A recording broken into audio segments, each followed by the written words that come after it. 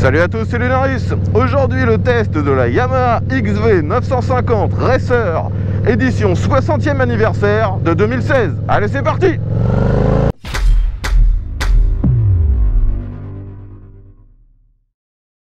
Les amis, comme à mon habitude, j'ai la chance d'avoir un abonné qui s'est déplacé jusqu'ici sur mon lieu de tournage habituel afin de me prêter une moto que beaucoup de gens ont déjà oubliée alors qu'elle n'est pas si vieille.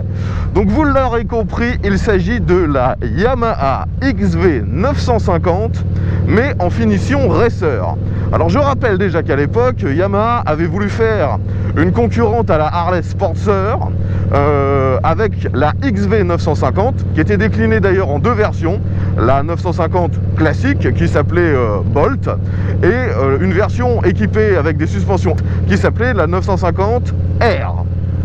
Aujourd'hui on est sur une finition encore plus spéciale vu qu'il s'agit pas de la version R mais de la version Racer pour une contraction en fait de Café Racer. Donc cette machine en version Racer est vraiment différente de sa grande sœur, la Bolt, vu que là on n'est pas du tout sur la même ergonomie. On dira que sur la version de base, on était vraiment sur un petit custom, vraiment imitation d'une Harley Sportster. Là, on est beaucoup plus sur un truc qui aurait pu être préparé dans un garage, une position assez sportive en fait. Et en plus aujourd'hui, avec cette finition 60e anniversaire et ce coloris vraiment unique, elle est magnifique. Au niveau de la motorisation, vous l'aurez compris de par son nom, il s'agit d'un moteur de 950 cm3. Pour faire concurrence à Harley-Davidson, c'est bien sûr un gros bicylindre en V. Et celui-ci est un refroidissement par air. Donc il est très joli avec plein d'ailettes. Mais il se veut quand même un peu plus moderne que chez Harley-Davidson vu qu'il ne s'agit pas d'un moteur culbuté mais bien à arbre à cames en tête. Bien que sa cylindrée soit quand même assez importante, la puissance est faible. On est exactement à la même puissance qu'une Harley-Davidson 883, c'est-à-dire 52 chevaux. La machine que j'ai aujourd'hui est quasiment d'origine. La seule différence que vous entendez très certainement déjà depuis le début de la vidéo, c'est l'échappement. D'origine, clairement l'échappement de cette moto était une horreur, et ça peu importe la finition. Aujourd'hui, ça a été remplacé par un échappement un peu plus court de chez Vans & Hines, si je me souviens bien. Le propriétaire a fait installer la chicane vendue par Vans & Hines afin de réduire un peu le niveau sonore, et il a même rajouté lui-même une deuxième chicane afin de réduire le niveau sonore. Et vous l'entendez, c'est quand même encore très élevé comme niveau sonore, et le bruit par contre est vraiment valorisant. On a vraiment l'impression d'être sur une Harley. Donc comme je l'ai dit, cette version est une Café Racer. Donc la position de conduite n'a rien à voir avec ce qu'on pouvait avoir sur la Bolt d'origine. Là, le guidon bracelet m'impose d'être très en contrainte sur les poignets. Je suis assez mal assis, clairement. La selle sur cette machine est un peu plus haute que sur la version standard. Il ne faudrait pas que je sois plus petit parce que du haut de mon 1m70, je touche par terre, mais j'ai pas les pieds complètement à plat à cause du cylindre arrière sur la gauche qui m'écarte complètement le genou sur le côté, et même chose sur la droite, mais ce coup-ci c'est à cause de la boîte à air. Donc la position est pas si facile que ça, alors qu'on regarde la moto, on se dit qu'on va être au ras du sol. Donc finalement, bien que ce soit un custom modifié, eh bien cette version Café Racer, on est vraiment sur une position assez sport. Comme je vous l'ai dit, on est penché vers l'avant pour attraper le guidon. On a aussi les repose-pieds et les commandos-pieds qui sont décalés vers l'arrière, les genoux très pliés. Franchement, je ne m'attendais pas à ça. Là, on est vraiment en contrainte. Vous pouvez voir que le propriétaire a changé les rétroviseurs. Normalement, ce sont des rétroviseurs relativement classiques. Là, ils ont été placés en bout de guidon. Je vois très bien ce qui se passe derrière et je trouve que ça ne dénature pas le look de cette version Café Racer. Par contre, il est vrai qu'avec cette position un peu sport, il est impossible pour moi de me retourner afin de prendre les infos. Donc heureusement que je vois plutôt bien dans les rétroviseurs. Oh, cette sonorité, j'adore. Dès les bas régimes, c'est une tuerie quoi.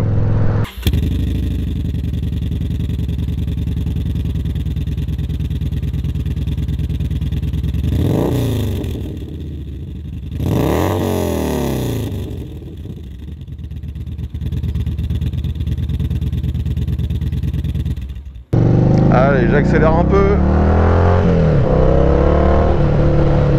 Bon alors clairement il n'y a pas de patate. Ça avance pas terrible. Mais alors cette sonorité, on a l'impression d'être sur un monstre.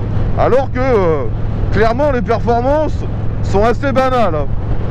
La version Racer se distingue aussi avec ce petit entourage de phare qui remonte un peu. On pourrait se dire que ça va dévier le vent, mais en fait pas du tout. Là je suis quand même vachement penché vers l'avant. Et en roulant déjà ne serait-ce qu'à 70, j'ai énormément d'air qui arrive directement dans mon casque. C'est purement décoratif. Alors me voilà pour la première fois dans un petit virage à basse vitesse avec cette machine. Comment ça se passe? Ouais, c'est un gros bicylindre, donc faut se méfier, hein. À bas régime c'est pas ultra souple. Mais sinon ça se manie pas trop mal. Après ça reste une moto quand même un peu lourde, bien qu'elle soit assez petite, hein. Comme un Sportster, elle pèse 250 kg. Je vais utiliser cette route afin de tester l'accélération de cette machine. Donc je rappelle qu'on est sur un moteur de 950 cm3 qui développe 52 chevaux et la moto fait tout plein fait 250 kg. Donc ne vous attendez pas à une accélération fulgurante. On est parti, let's go. Il n'y a bien sûr aucune aide électronique.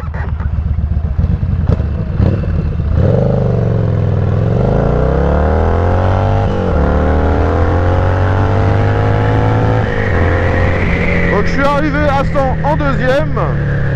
Ce qui est assez dommage, c'est qu'il n'y a pas de contour, donc je sais pas jusqu'où je peux aller. Est-ce que je vais me taper le rupteur ou pas? Ça c'est un peu pénible.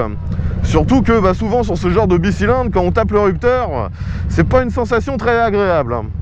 Alors, je m'arrête ici, bien sûr, pour tenter un petit demi-tour. Alors, premier point, vous voyez que déjà, j'ai un peu de mal à mettre les pieds au sol, parce que j'ai, comme je vous le disais, les jambes écartées à cause du filtre à air et de l'autre côté du cylindre, mais aussi je peux pas mettre les pieds facilement au sol parce qu'ils sont juste au niveau des repose-pieds, et donc lorsque je veux mettre les pieds au sol, j'ai les mollets qui tapent dedans. C'est très compliqué pour moi au final, alors que la moto n'est pas si haute. Le seul moyen de m'en sortir assez facilement, c'est de décaler mes pieds et de les mettre complètement derrière, et là j'arrive à maintenir la moto assez facilement.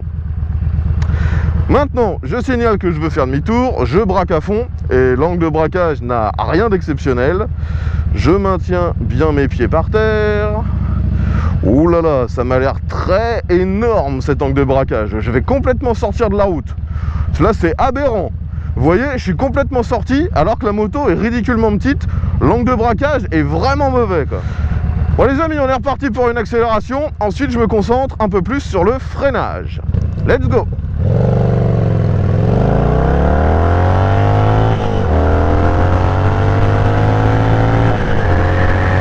Allez, je freine. Frein arrière, ça freine plutôt bien pour un frein arrière. Et le frein avant, pour le coup, lui, je le trouve assez mauvais, hein. Ça me fait de nouveau énormément penser à ce qu'on peut avoir sur certaines Harley un peu ancienne génération, où le frein arrière était presque plus performant que l'avant. Sur cette machine, le frein, vous le voyez à l'avant, c'est uniquement un monodisque. Il n'est pas énorme en plus. Et franchement, le frein avant, il freine pas assez à mon goût, hein. En plus, Yamaha a été radin sur cette machine, vu que les leviers, que ce soit l'embrayage ou le frein, ne sont pas réglables. Allez, petit rond-point. Est-ce que ça se penche facilement? Ouais, ça se penche, mais le poids est vraiment présent, hein. C'est assez surprenant en fait de manœuvrer cette machine avec un guidon bracelet. Au début, ça rassure pas. Ah, cette sonorité, j'adore.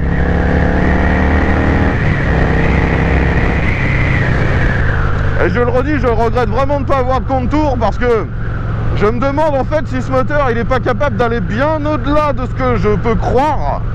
Et je le trouve relativement performant. Le fait d'avoir que 52 chevaux n'est pour moi absolument pas pénalisant. Ah là là, les reprises à bas régime, cette sonorité, j'ai l'impression d'être sur une Harley. Et là, de nouveau freinage, où je freine mieux de l'arrière que de l'avant. Vraiment bizarre. Au niveau des commodos sur cette moto, eh bien ça ne vous surprendra pas si vous connaissez la MT-07. On a exactement les mêmes boutons que sur une MT-07 de première génération. Donc tous ceux-ci sont assez petits, et on a un seul bouton qui sert de démarreur et de coupe-circuit. La moto est équipée de feux de détresse, ça c'est plutôt pas mal. Le compteur, lui, est vraiment mauvais, il faut l'avouer. Ils ont fait quelque chose de rond et noir pour s'harmoniser avec le style de la machine, mais c'est pas aiguille, c'est juste un petit compteur à cristaux liquides d'une banalité, mais on a l'impression que c'est un compteur de vélo. On a juste la vitesse, une horloge, et vous pouvez faire défiler les infos, kilométrage, trip 1, trip 2, et c'est tout. Il n'y a globalement rien, on n'a pas de contour, on n'a pas de rapport engagé, vous n'avez pas non plus de conso instantanée ni moyenne, c'est vraiment la base de la base, et en plus le fait qu'ils aient choisi un écran carré à cristaux liquides, eh bien ça s'intègre très mal dans le design. Un écran avec une aiguille aurait été bien meilleur. Et vous n'avez bien sûr pas de jauge de carburant, il y a juste un voyant qui vous indique que vous arrivez en réserve. Alors j'ai essayé de faire un test de souplesse, là je suis en 5e ou 6e, je sais plus combien il y a de vitesse, j'ai pas compté. Donc première, deuxième, troisième, quatrième, quatrième à 50 ça passe, cinquième à 50, ouais, ça passe. C'est relativement souple pour cette architecture moteur. Les bicylindres en V, refroidissement par air comme ça, sont souvent très chaotiques à bas régime. Et le problème là, c'est que de nouveau, je n'ai pas de contour, donc je ne sais pas à quel seuil le moteur devient vraiment désagréable. Oh. Cette sonorité, mais je pourrais m'amuser toute la journée à accélérer comme ça.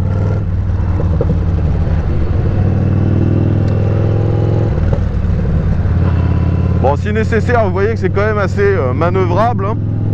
Il n'y a pas trop de soucis. Sur cette machine, on a une roue de 19 à l'avant, mais elle est très fine. C'est un pneu en 100 de largeur. À l'arrière, c'est une roue en 16 pouces et c'est du 150.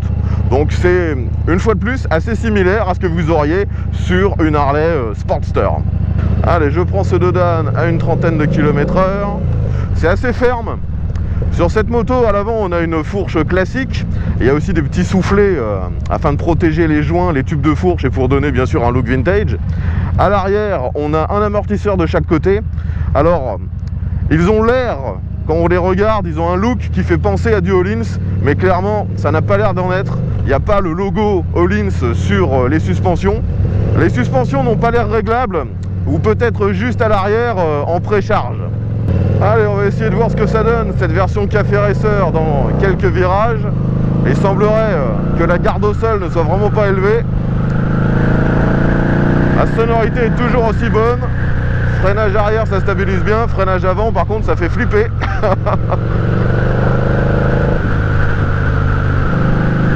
On a vraiment l'impression qu'ils ont voulu reprendre tous les codes d'une Harley Davidson, y compris les défauts. Là pour le coup, un freinage au minimum le même avec un double disque aurait été quand même bien meilleur. Ça se place assez bien en virage, mais le poids est toujours présent. On sent bien que c'est pas une machine de sport. Et cette sonorité, je m'en lasserai jamais. Là je refais un freinage, frein arrière, frein avant. Ouais, il faut vraiment tirer extrêmement fort sur le levier de frein avant pour qu'il commence vraiment à ralentir. Et le retour d'info est quasiment inexistant. Heureusement, il y a l'ABS sur cette machine. Mais s'il n'y avait pas eu l'ABS, franchement, ça m'aurait vraiment fait flipper. Parce qu'on se demande toujours si on va pas bloquer d'un seul coup la roue avant. Allez, je réaccélère.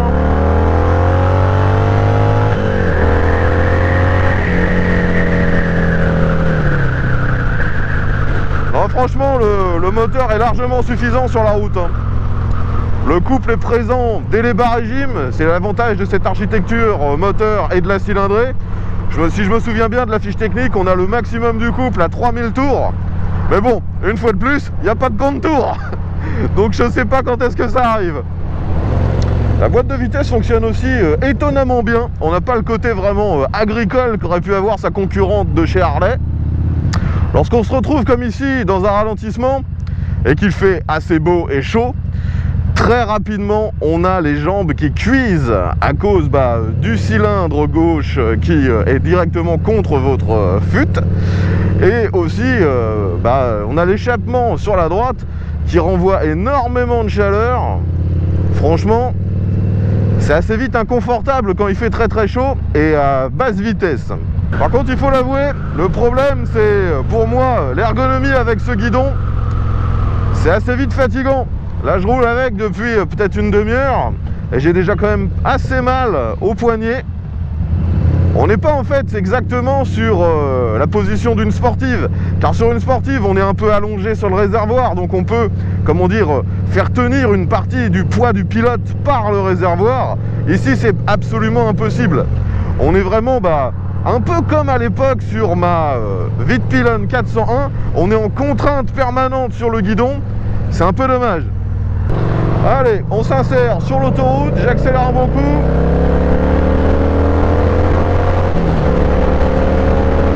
Donc vous vous en doutez, il n'y a quasiment aucune protection. Le seul moyen d'avoir l'air qui est un peu dévié, c'est vraiment de me pencher complètement afin d'être la tête derrière le compteur. Et là, ça va encore, j'ai pas trop d'air.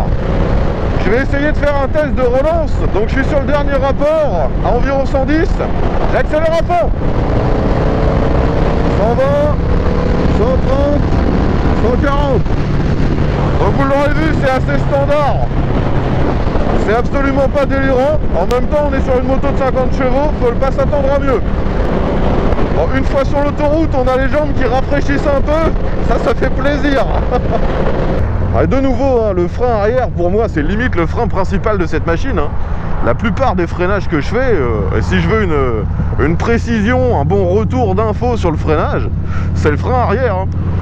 Au niveau de l'éclairage sur cette moto, ils ont bien sûr voulu affirmer cette machine comme étant un peu vintage. Donc on a un gros phare rond à l'avant. On a encore des gros clignotants ronds, bien sûr, à ampoule. La seule partie qui est à LED, c'est le feu stop à l'arrière, qui est lui aussi, au niveau du design, complètement rond. Bon, alors, j'en ai pas encore parlé, mais bien sûr, si vous voulez utiliser cette machine au quotidien, il n'y a pas trop de problème. Au niveau de la taille, si vous voulez faire de la remontée de fil, tout ça n'est absolument pas un problème. Le seul souci pour moi au quotidien, c'est la position de conduite. En fonction de votre morphologie, ce que je vous dis ne sera pas forcément vrai, mais moi, je me sens vraiment trop en contrainte sur les bras et j'aurais aimé au final que les repose-pieds soient encore plus décalés vers l'arrière. Là, ils sont un peu trop vers l'avant, ce qui fait que j'ai énormément les jambes contre le moteur. C'est pas très agréable et quand je veux mettre le pied par terre, je vous l'ai déjà montré tout à l'heure, c'est un peu casse-gueule. Allez, dernière petite accélération.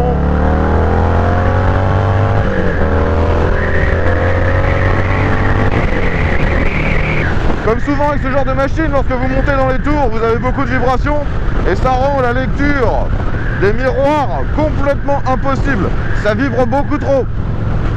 Bon les amis, je pense que vous aurez compris les qualités et défauts de cette machine sur route.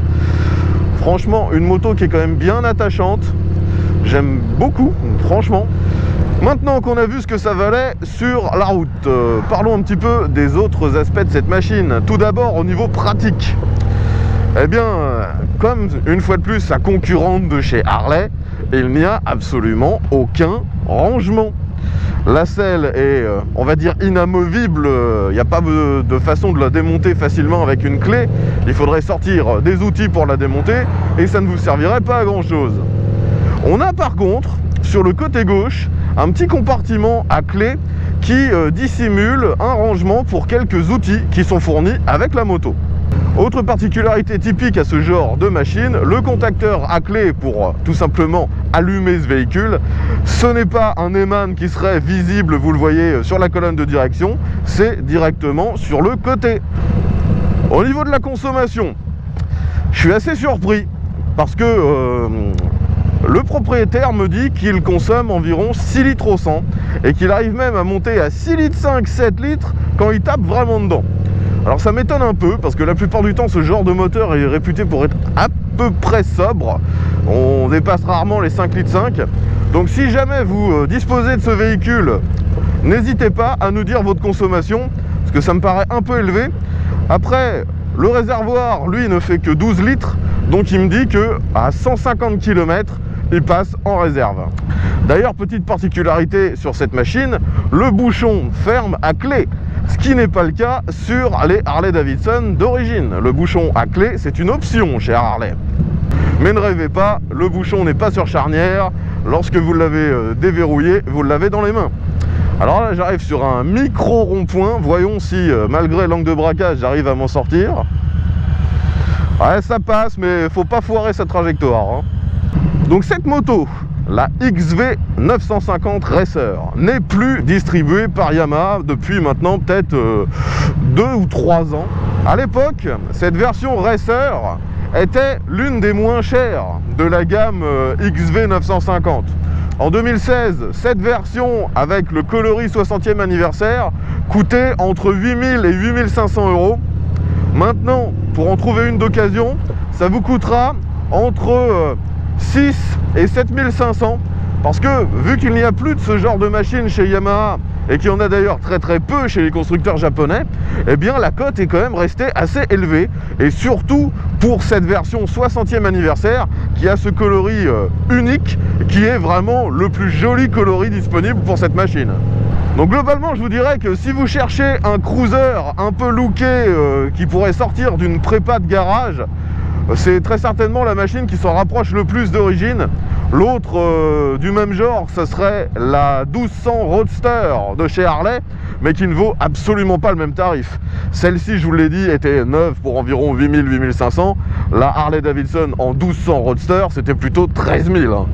Si vous avez des questions concernant cette machine, eh bien n'hésitez pas à mettre ça dans les commentaires. Si vous la possédez ou si vous possédez une de ses dérivées, n'hésitez pas à nous dire si c'est fiable, si vous avez eu des problèmes, s'il y a des accessoires qui vous semblent plus comment dire, appropriés que d'autres. Ce sera intéressant d'avoir votre retour d'expérience, car je ne suis pas sûr que toute cette gamme chez Yamaha se soit vraiment très bien vendue en France. D'ailleurs, je tiens encore à remercier l'abonné qui s'est déplacé jusqu'ici avec cette machine pour que j'en fasse le test. C'était super sympa de sa part. Je tiens encore à repréciser que l'ensemble des tests sur ma chaîne sont faits en collaboration avec mes abonnés. Donc si vous disposez d'un véhicule, que ce soit moto, voiture, scooter, trike, quad, peu importe, si vous aimeriez que j'en fasse un test en vidéo, eh bien contactez-moi. Tous les moyens de le faire sont dans la description. Je rappelle que mon lieu de tournage habituel, c'est en Normandie, dans la région de Rouen. J'espère que vous aurez apprécié ce test. Si c'est le cas, pensez à mettre un petit pouce vers le haut, partagez-le sur les réseaux sociaux, abonnez-vous, car je le rappelle, je fais ce genre de test très régulièrement. Et il ne me reste plus qu'à vous dire à bientôt, et surtout, ve à tous!